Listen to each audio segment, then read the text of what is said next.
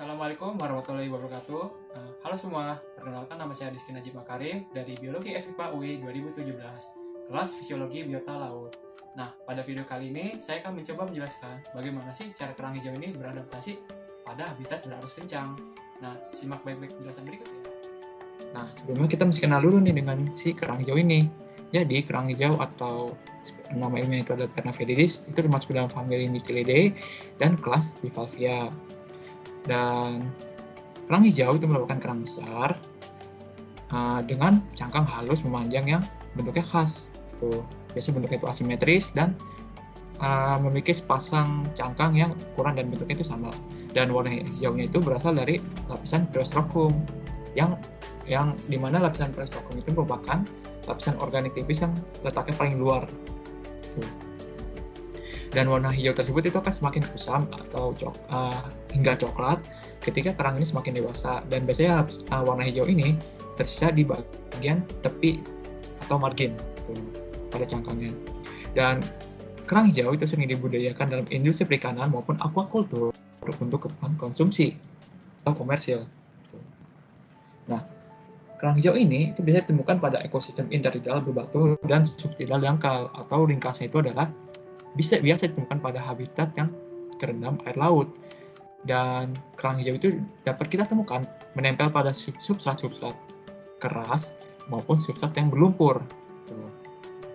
Dan kerang hijau ini merupakan spesies epibentik atau melekat pada permukaan sedimen, terus cara hidupnya di sedentary atau menghabisi sebagian besar hidupnya di tidak bergerak, maksud saya, dan suspension feeder atau pemakan partikel yang terbawa oleh arus air seperti fitoplankton.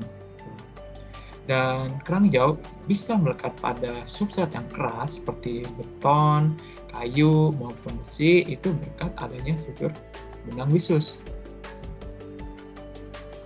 Nah, jadi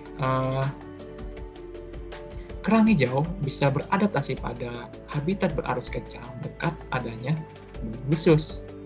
Nah, benang bisus itu merupakan struktur ekstrakorporeal kolagenus atau struktur protein yang dibentuk di luar tubuhnya yang disekresikan di bagian foot dan sekresinya itu diatur oleh otot retraktor bisal. Seperti yang bisa dilihat pada gambar bagian atas. Ini. Dan struktur bisal ini bisa dibagi menjadi 3 bagian berbeda. Yang itu ada pertama ada root, yang kedua itu ada stem, dan yang ketiga itu ada thread atau benang. Dan bagian thread ini itu bisa dibagi lagi menjadi 2 bagian. Yang pertama itu ada bagian proksimal, yang kedua itu ada bagian distal. Dan di ujung bagian distal itu ada struktur yang disebut sebagai plak, dan plak inilah yang menempel pada permukaan substrat yang keras. Sehingga struktur bisus ini bisa membuat kerang hijau tahan terhadap habitat dengan arus kencang. Nah, terdapat 2 faktor penting yang mempengaruhi laju produksi bisus ini. Yang pertama itu ada gerakan gelombang dan efek mekanis. Dan bisa dilihat pada grafik di atas, ya, di mana ketika gerakan gelombang efek mekanis itu semakin meningkat dalam hal ini ketika pada nilai 20, maka produksi bisusnya itu bisa mencapai 68 per hari.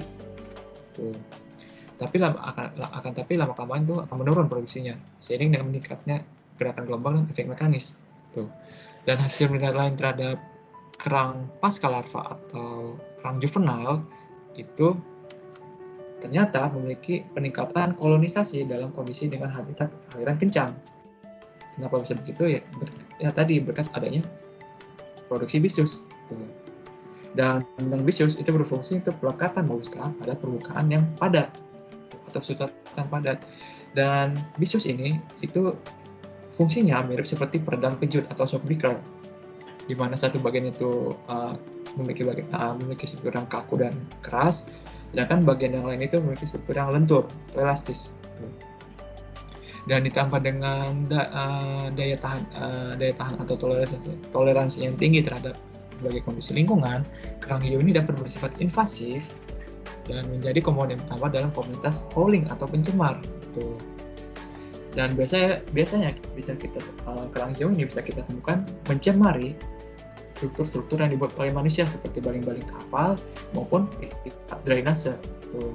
Dan pada baling-baling kapal ini bisa menyebabkan peningkatan korosi, sedangkan pada pipa drainase itu dapat menyebabkan penyumbatan aliran air. Tuh. Jadi kerang hijau ini cukup mengganggu bagi manusia. Nah, bagaimana dengan penjelasan tadi? Semoga bermanfaat ya bagi kalian semua. Akhir kata, terima kasih. Wassalamualaikum warahmatullahi wabarakatuh.